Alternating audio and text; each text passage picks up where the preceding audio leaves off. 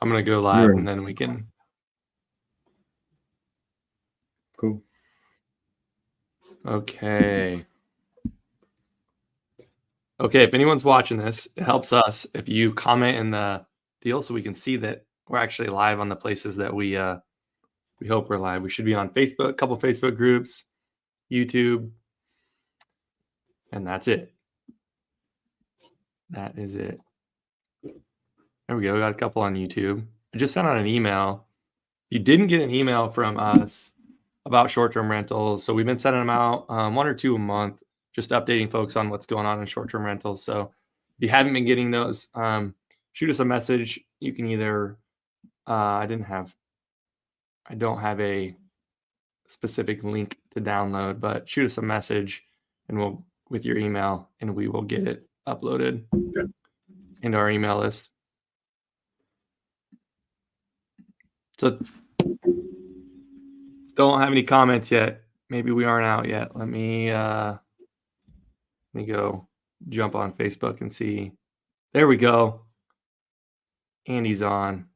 At least we're on YouTube. We got someone on Facebook. Okay, we're live. We're good. Let's see here. Is everyone local? Are you here in the Des Moines area or are you out of state?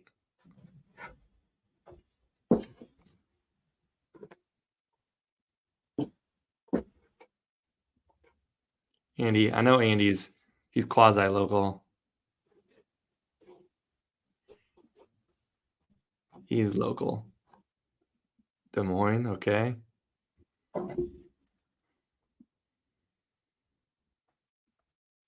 Let's see here.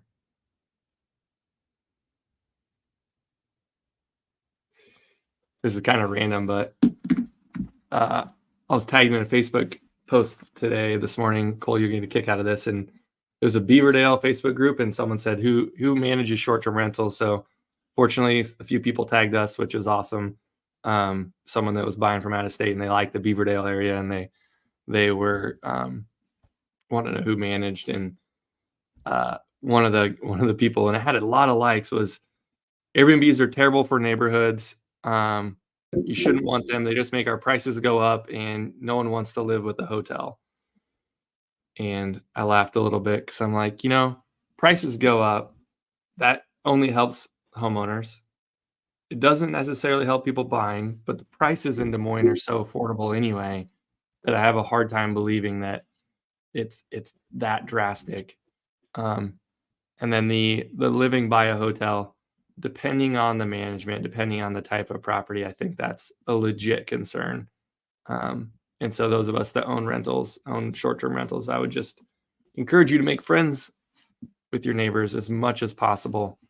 You want them to call you instead of put an article in the paper or a crappy Facebook post in a neighborhood Facebook page. So that's my PR push for if you do own rentals in neighborhoods that it's good they care about the neighborhood. I mean, you can't argue that.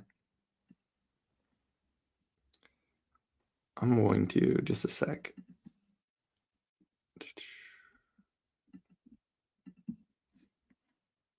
Changing. There we go. Okay, it's been a few minutes. We got a handful of people on.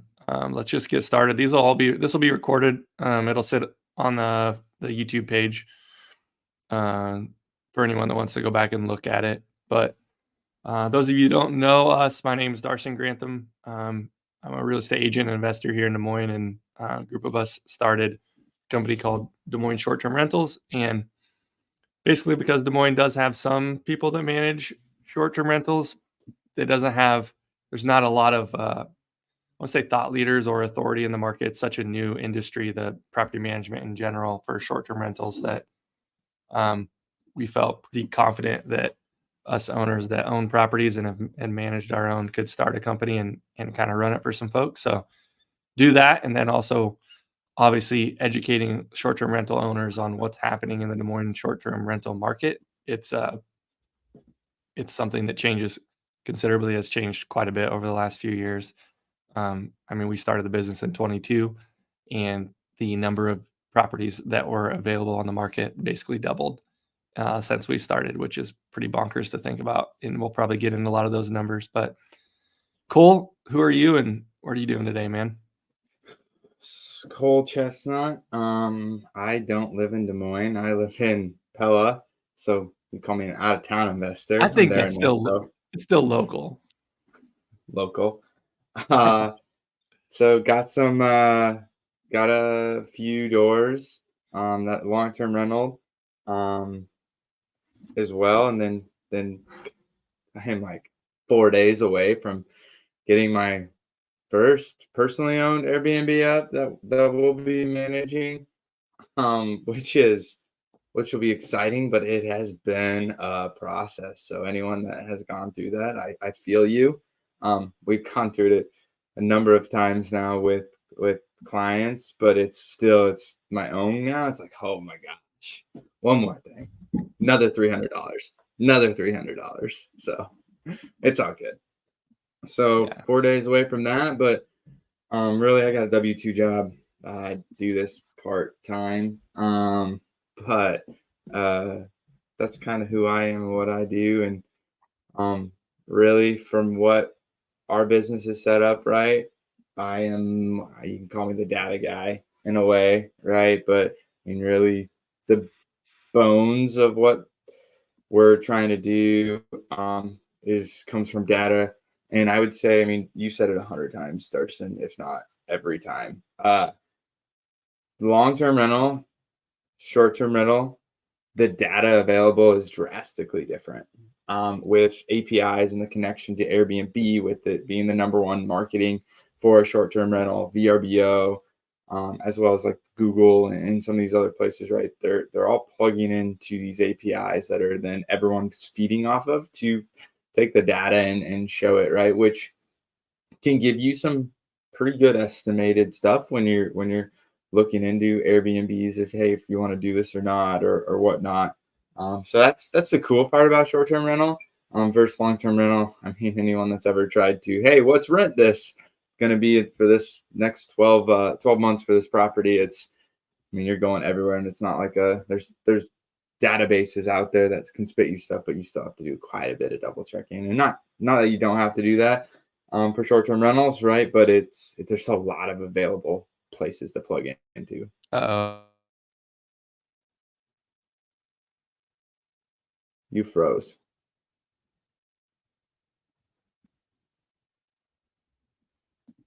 You there? Yeah, I am. That's not going to be good if that happens often. Okay. Well, Cool. keep rolling. Okay, so we're trying to do these So quarterly. you We're want not trying. We're doing these quarterly, right? And so basically we look at the last 3 or 4 months, what's going on. We'll probably maybe look at some total 2023 numbers maybe here and there. And then we'll kind of do a projection of what we see coming forward. But if you're not in Airbnb or short-term rental business, or you're looking at it, just want you to know, like, this next 3 or 4 months is like the Super Bowl of Airbnb short-term rental timeframe. There's just the most of your income that's going to come in, and Cole will probably talk about that later.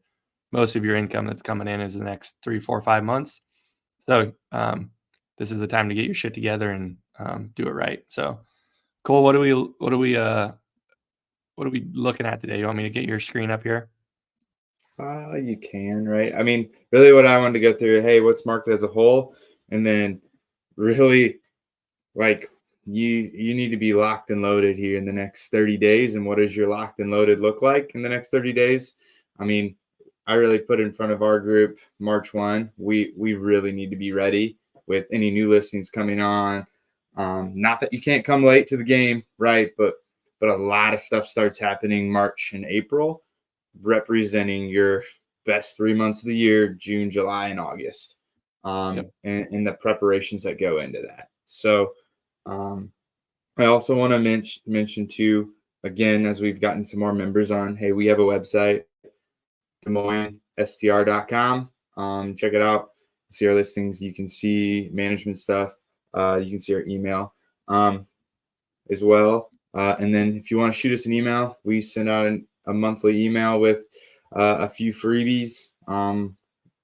Calculator we've sent out. Way to meet with us. Also, we do a what happened in the market, a 2-page market update as well. So don't be afraid to just subscribe. So I mean, if you want to jump in to that screen, you can, and we can kind of go from there. So database is what I'm using right now. It's just called Price Labs, guys. It's our dynamic pricing system, but it also produces quite a bit of data that you can use and represent a market. So, I mean, really the first few things that I want to point out are look at the active listings in the last 30 days, the last 365 days, which was 1.3 thousand, right? 1,300-ish, right? Roughly. And then you look in the last 30 days, I mean, it's like 400 less.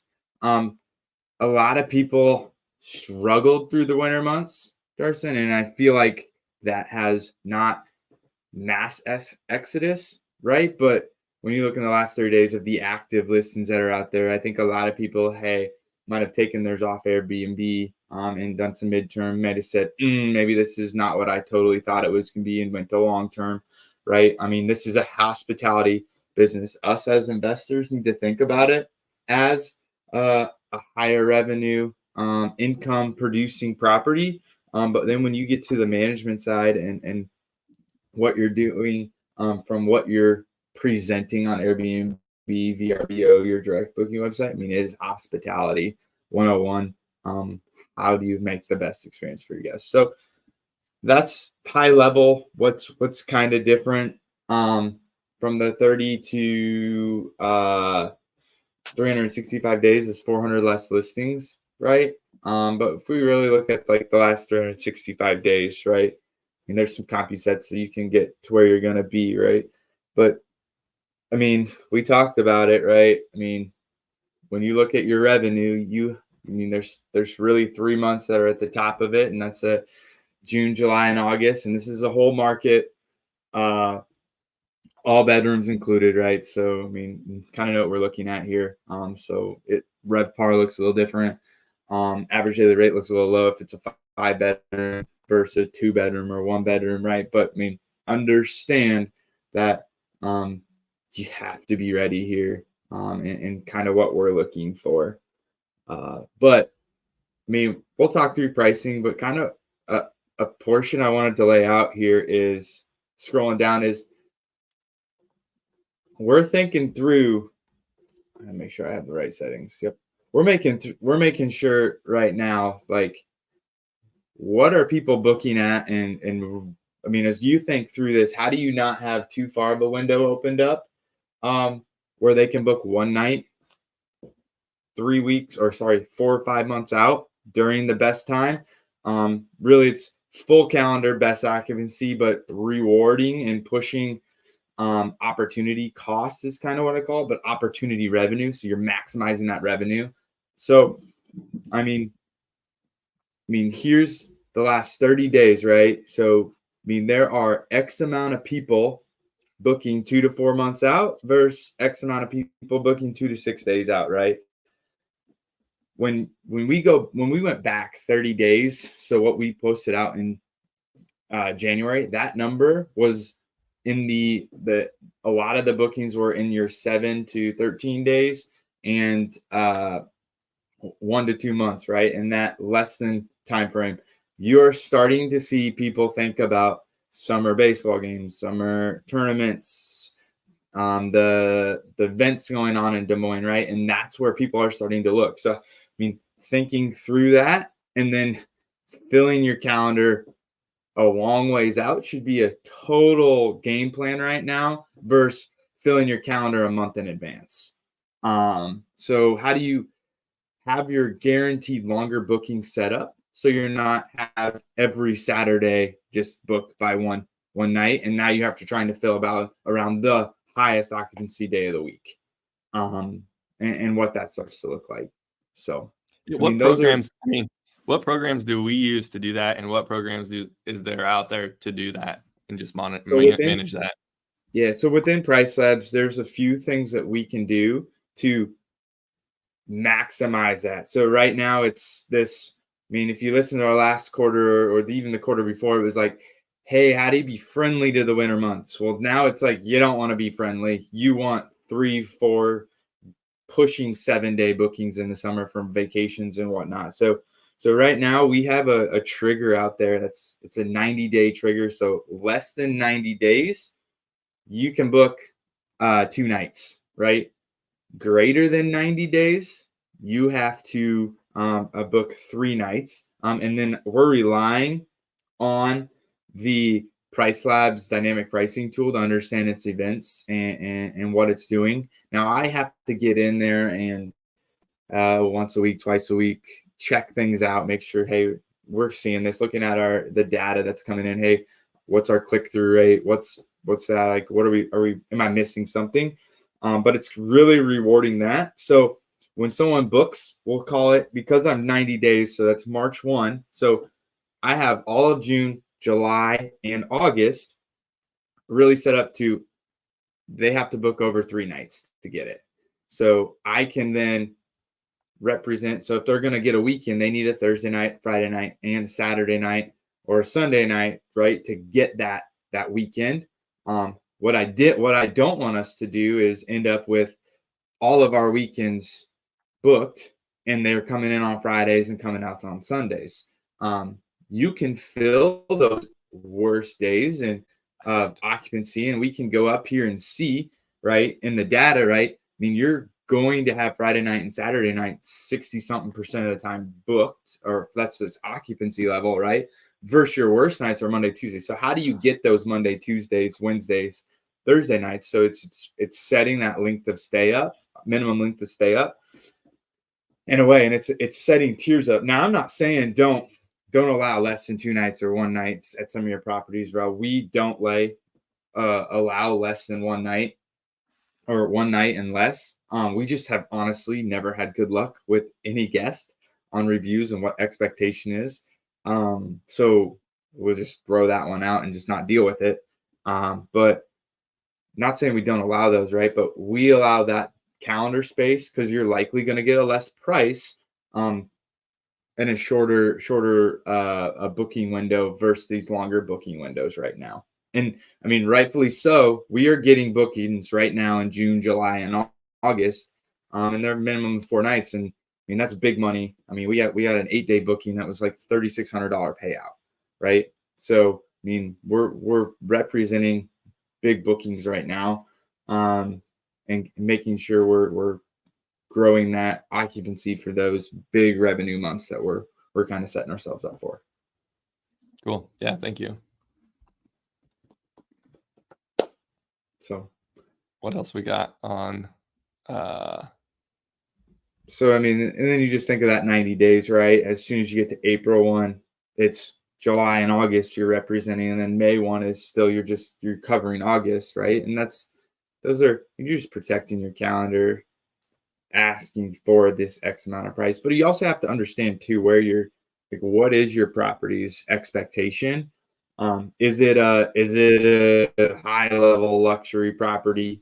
Is it a unique property? Or, I mean, are you an economy stay, right? I mean, some of that helps you position it.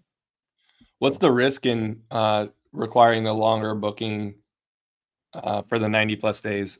I mean, to me, I see is like, if it doesn't get booked, then it goes under 90 days and a 2-day book is going to happen for a weekend. Is that it? Yeah. Yep. That's the risk, right? A lot of people get nervous. Well, if I'm less than 30 days from a big event, why am I not booked? Everyone else is booked. I look at that on the opposite end is, well, there's a lot of demand. Guess what? They got booked at $250. I'm now going to get booked at $350 because I'm the demand. So I stayed out of that demand window. Now, there's always a risk you might not get booked for that price, but that's where you rely on your dynamic pricing tools to really represent that. Hey, if you get less than 7 days, this is your discount setup. If you get less than 2 days, this is your discount setup, right? to be booked, but during those high demand months, high demand times, right? I mean, for example, guys, we had a listing go live last year. It was a really good listing for us, like middle of May. We still had an excellent summer with that property. However, right, I mean, what I challenged you and the other guys was like, hey, like what could have been if we were available sooner from book dollar representatives.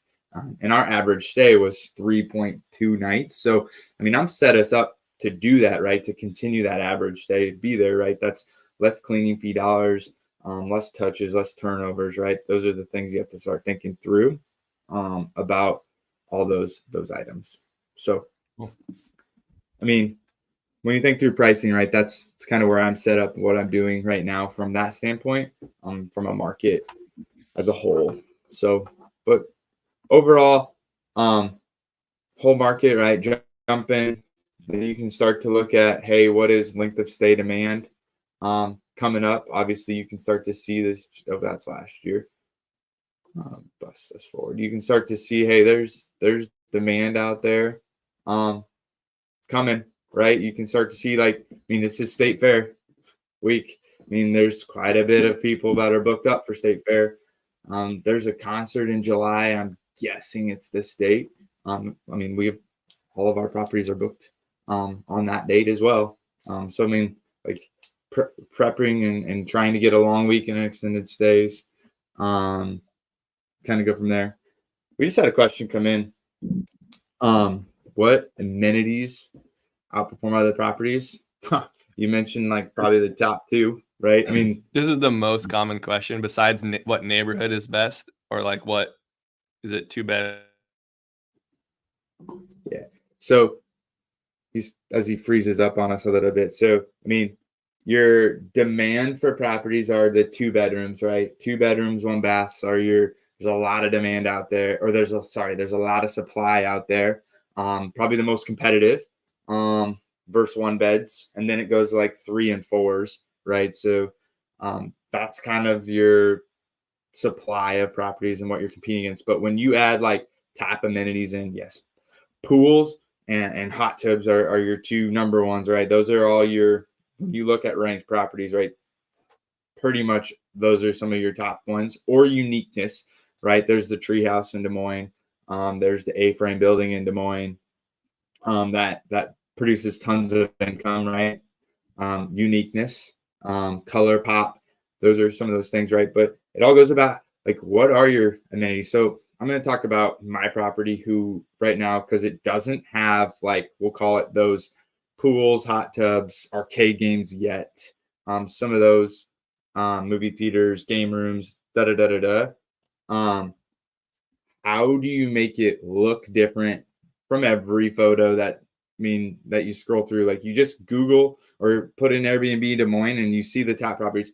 When you start to scroll, how do those properties look different? Like what's your marketing tool, your standout tool? Are you utilizing unique colors in the spin of your marketing?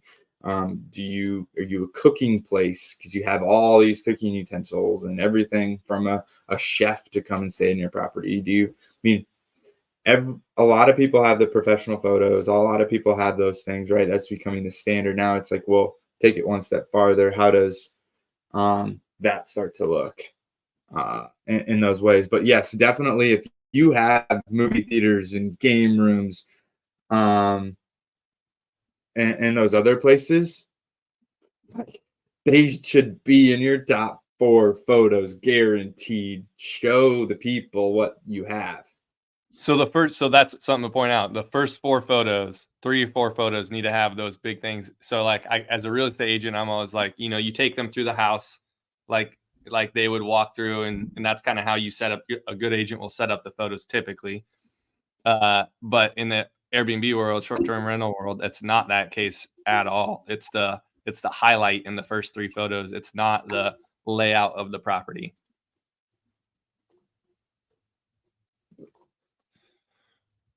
Those Des Moines?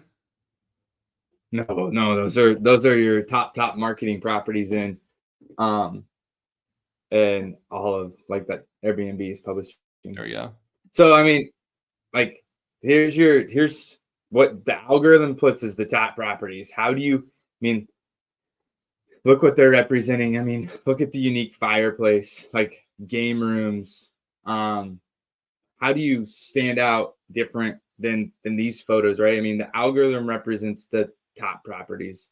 So like they're the best at the algorithm, and the algorithm is driven by how fast you reply, your guest reviews, your click-through rates. There's a lot that goes into that, right? But a big factor is like the hospitality of reviews and your replies. So these folks have all done phenomenal job, right? Don't hear what I have to say, but like, I mean, look at the marketing, look at like the colors, the pops, the things that they're doing, right? I mean, that's what you have to go after, right? When you're thinking of those things. It's funny because a lot of these things, they aren't big dollars. It's different than just staging a rental. Like that one down with the pink and the, does it say pause or something? It's literally just a townhome downtown. Like you can tell it's just a rooftop. Like there's dozens of them down there, but theirs stands out drastically compared to the others. Oh, that's West Des Moines.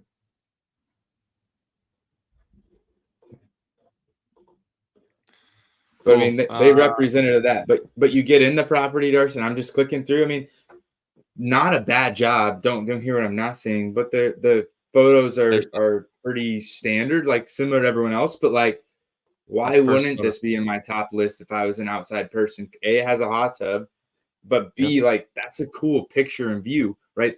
That caught your eye, my eye. Yeah. It's good marketing, and that's why I kind of look at this. So as Airbnb or short-term rentals, it's not real estate. Do we get all the questions answered? Hot tubs, pools, movie theaters. they're swinging in.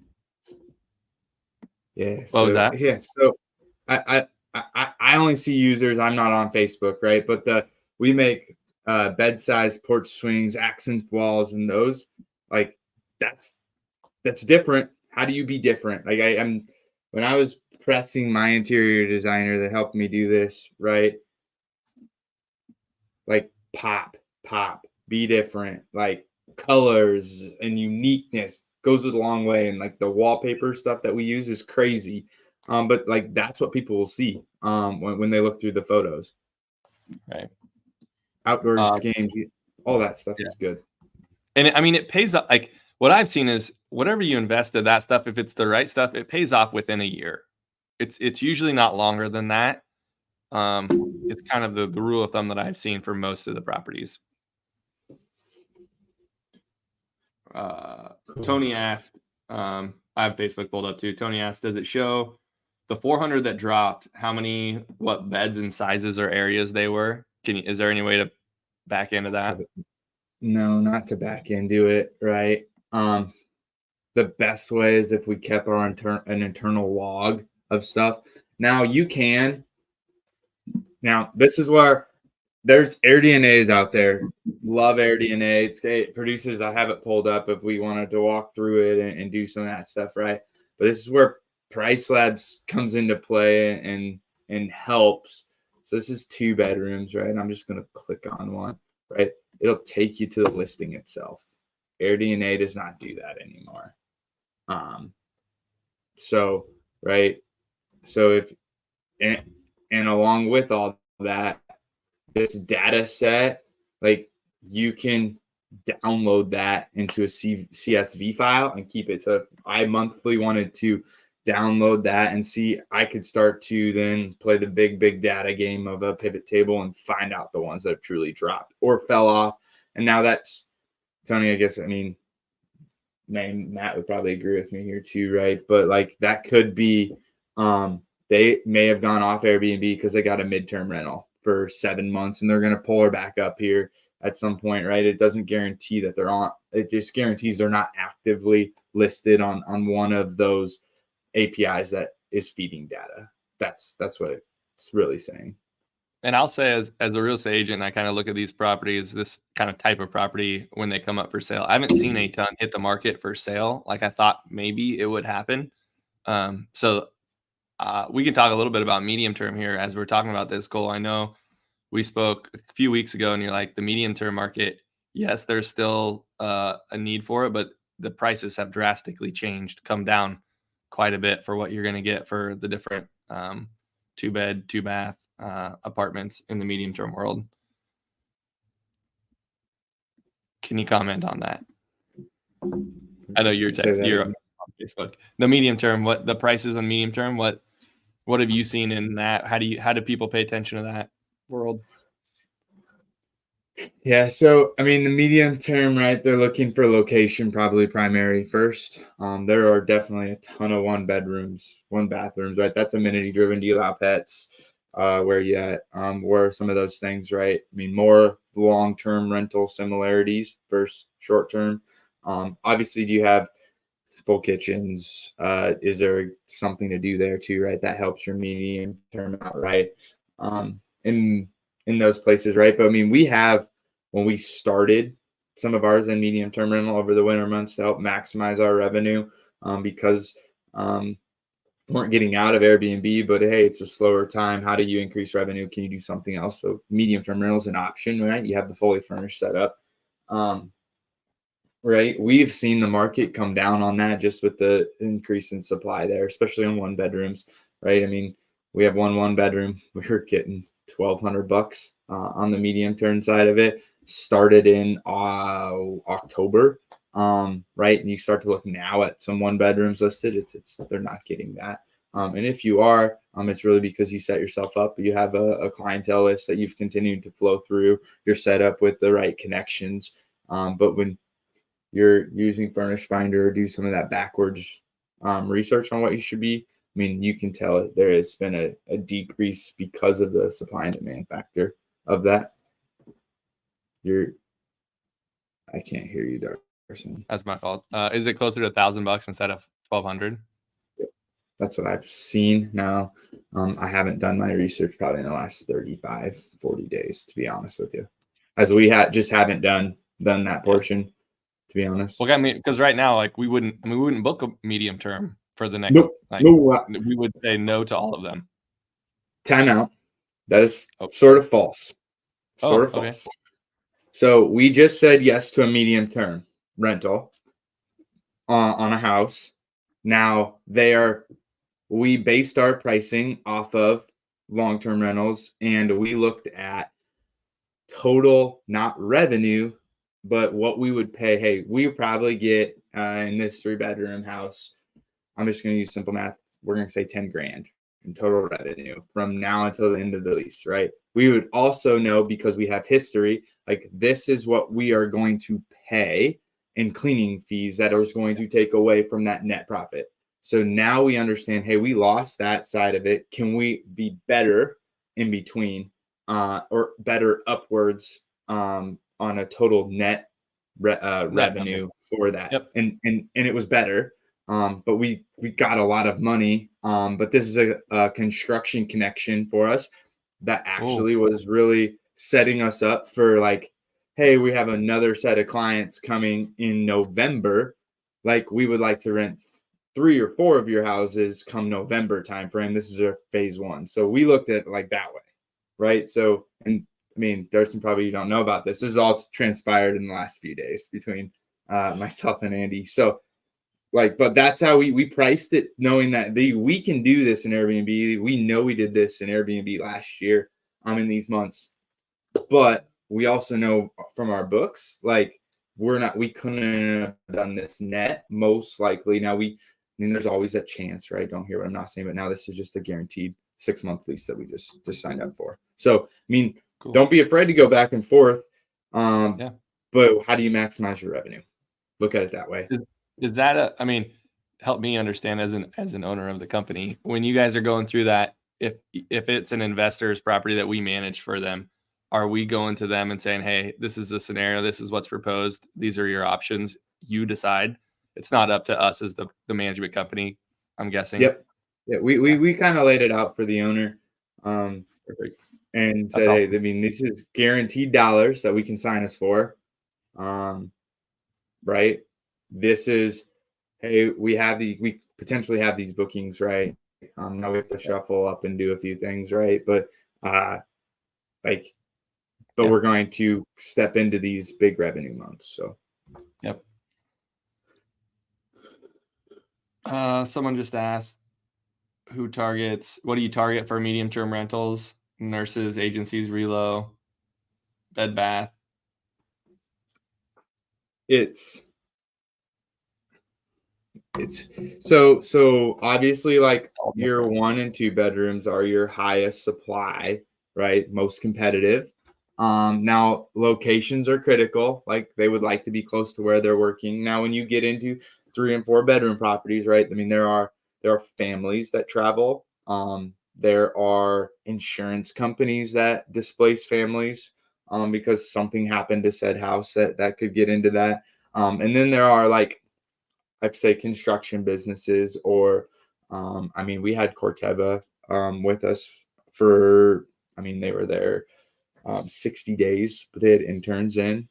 So I mean, there's some of those things that they kind of double up on some of the bigger houses, but I mean, not as much demand. And that's where the outside, I mean, you hear other people talk about it, and that's where outside leveraging and outside connections with insurance companies, insurance agents, I mean, priming yourself with a few like construction companies, the outside stuff starts to play off. And then you can start to utilize like our direct booking website, right, on some of those things, and then offer discount codes through that to set them up so it books through there too, right? And do note the difference between short term and midterm. Short term is less than 30 days. Technically, a midterm is over 30 days. And from managing standpoint, right? Uh, Yeah. Short-term rental does not technically in Des Moines have any restrictions around it. Right now, this could change, and there was some litigation that's always kind of been talked about in Des Moines, some of these things. But reminder, anything over 30 days, you will is considered a long-term rental by code. So rental certificate, some of those things now come into play that you could be fined with by the city. Yeah. Definitely check out Yep. that stuff and understand it yourself. This is Yep. not legal advice, but should definitely check into Yeah. those things. I'd say it's a per city situation. So you said litigation. There was legislation with the state of Iowa that was considering a different, basically an ability for cities to certain size cities to limit or change the rules around short term. Currently, the state of Iowa says you cannot do that. Associations can, cities cannot regulate short term rentals any different than long term rentals currently. And that did not, I don't believe that passed through it's essentially not going to happen this year, but the fact that it was on the table, it's going to be on the table in future years. So we have to pay attention to it. For sure. I'm jumping gears on this unless anyone, if there's questions or comments, Yeah, go ahead. Go ahead. One thing I do want to talk about is the area, like what areas are ones that maybe are up and coming, or you're seeing more or less demand in, if there's a way to find that out. But let's go to where you're going to go at here, and we'll go from there.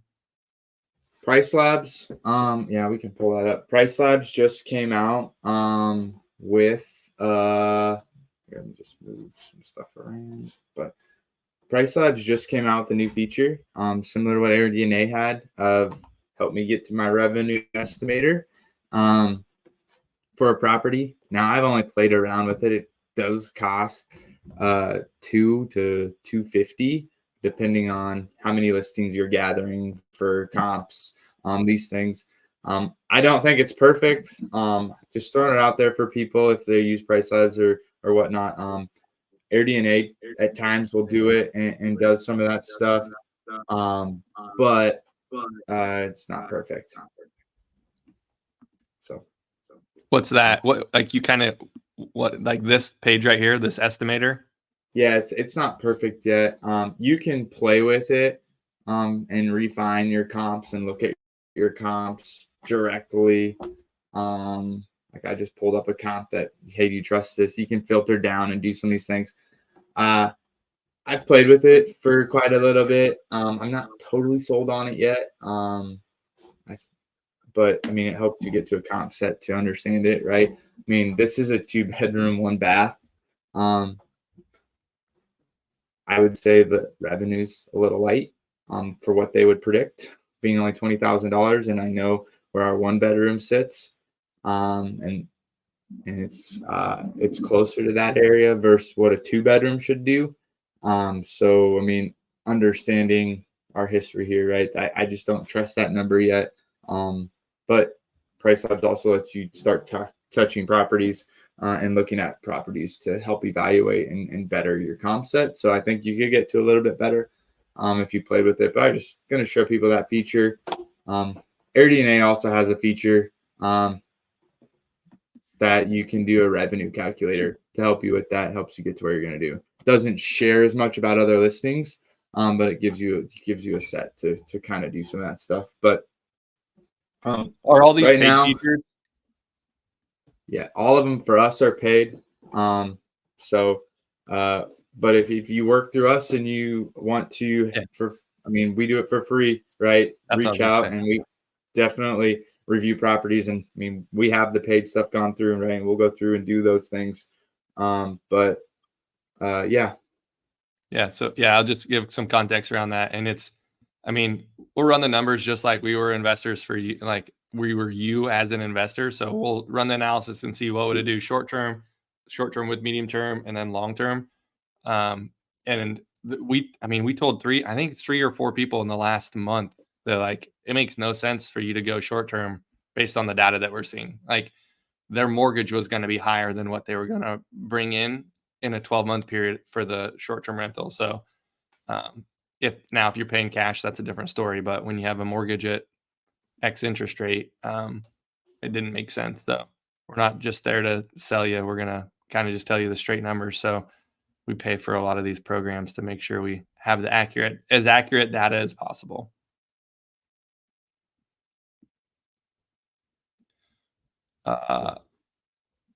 What can you tell us some areas in Des Moines that are like, I'm kind of curious about Waukee. What's the change over there with that new venue out there? The whatever, dang it, I'm drawing a blank. The music hall.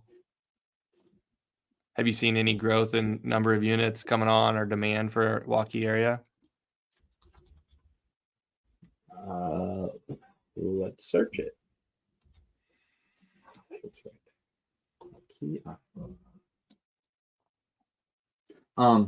So January 1, AirDNA switched from a subscription based and the amount of data they give you versus by your city, by your town, by these areas. So this is kind of switched and changed on, right?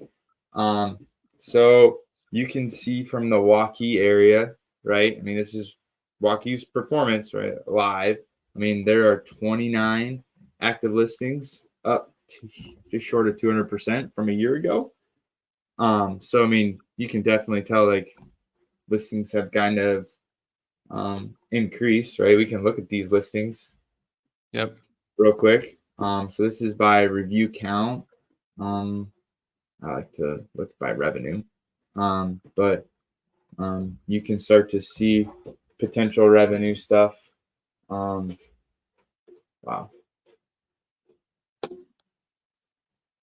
Big house. What was wow? The 152? Yeah. This is where I don't like. This is where multiple paid subscriptions come into play, because I will go to AirDNA, or I would go to I would go try to find this in Price Labs. It would probably take me a while, which I probably won't do online, but if we want to do a deep dive in our next email campaign, we could, Darson. You would want to try to find the address of this property? Yeah, I'd go try to find this in Price Labs and do a double compare and actually try to get to the Airbnb listing and do it that way.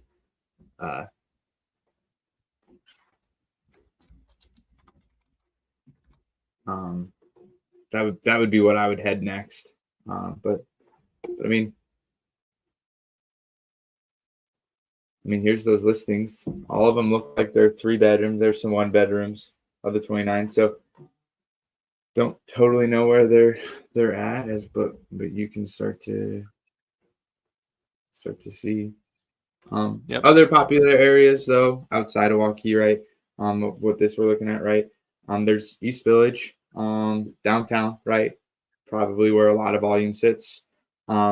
Ingersoll District, ton of volume sits over there. Very competitive in the Ingersoll District, right? We have a property over there. I mean, it is super competitive with the 3 bedrooms and 4 bedrooms.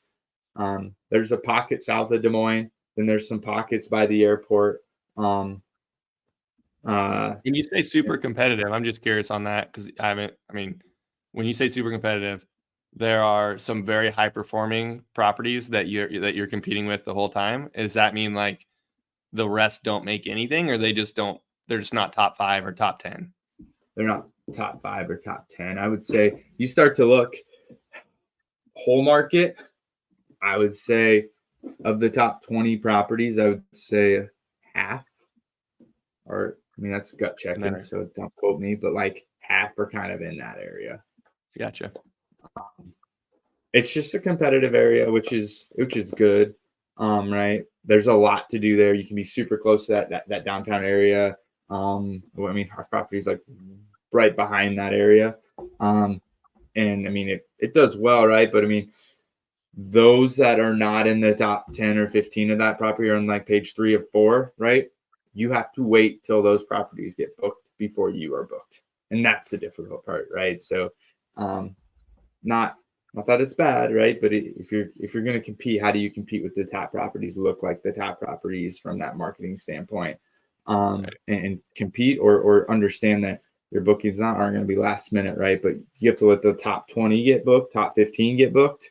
Because we had a 2-bedroom over there, right? And I mean, the goal was like, how do we get into the top 10, right? Do we get into the top 10? And then that's where we started to be steady. And quite a bit, but we also did at that time start to see revenues start to fall off, right? That's still a thing.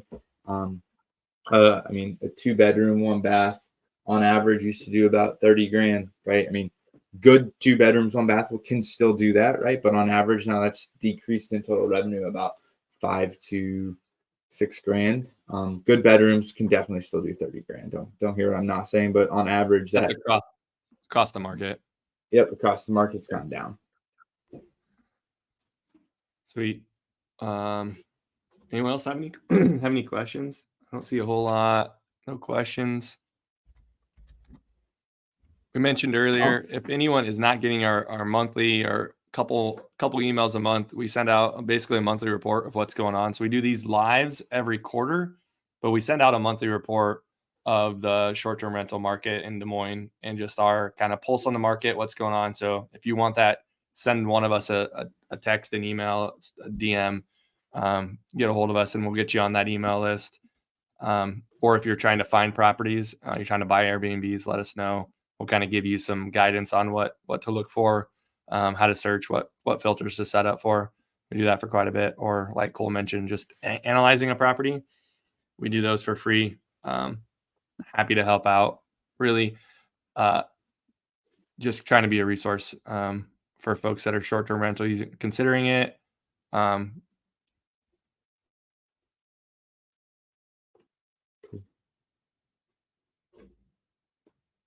Lastly, I was just going to mention something that's cool. You start to see some of our address. I just pulled in some of this stuff too, though. But so we put statefy devices in our properties, right? We are asking guests to put their email address in and cell phone numbers for to use our internet. So that gives us a chance to in the future. So currently, right now, we have 132 guests have signed in, and we have 125 valid emails, and we really just got that going. Oh, I don't remember. It was after all the busy season. I think it was September 1.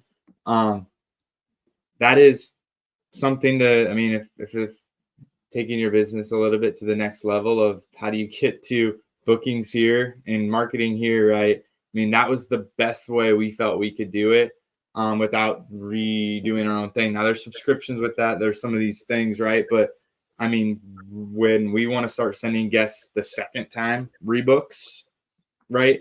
I mean, that's how we're starting to grow our portion, right? It's the device itself is like $200 to put in the property. But then it's a subscription of about $6 to $7 a month to hold those emails, and then you can export those to MailChimp. We have not done that yet, right? That's something that we're going to integrate here probably come April-ish, right? Kind of missed on that season, but any of those repeat guests, right? Get them started to think about pushing them to our website now. Burst, right? That's 17% of your revenue is given away. The guest usually pays 15%. You pay 3 to 5%. Depending on how you have all that set up, and that goes away. You're making more money, and we don't change your average daily rate, right? It's just that's the price that's on top. So, so you're not giving away that percentage that Airbnb is charging you, depending on how you have that set up, as well. So just another resource we have. I just give a little tidbit out there on that. So, cool. Kind of all I really had in my rundown, Darson. Awesome. Well, if anyone has any questions, let us know. We'll get them on a Q&A. We'll do our best to get them answered and get back to you. So appreciate everyone joining and jumping on. We'll do this quarterly, so keep an eye out for the next one. See you, everybody.